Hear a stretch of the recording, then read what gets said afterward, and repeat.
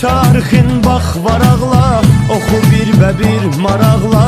Günəş sönə dünya dağla, qəlbim yenə Qarabağla. Bu millətlə, bu torpaqla, enməz üç rəngli bayraqla. Səslənirəm böyük haqla, mən bu vətənə bağlıyam. Adım mənim iftixarım, sən mənim fəxrim, vüqarım. Dədəm Qorqud yadigarım, Azərbaycan, Azərbaycan. Adım mənim iftixarım, sən mənim fəxrim, vüqarım. Dədəm Qorqud yadigarım, Azərbaycan, Azərbaycan.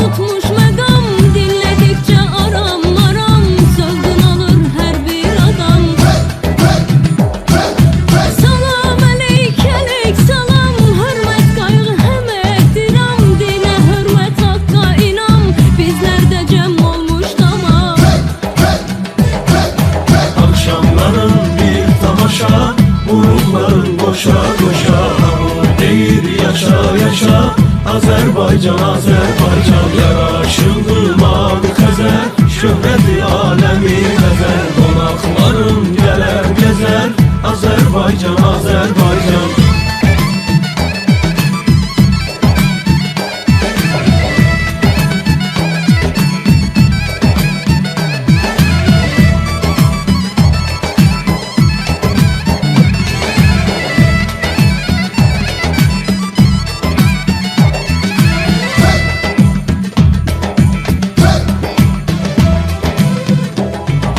Dağlarda tonqal qalansın, haydi cəngi havalansın.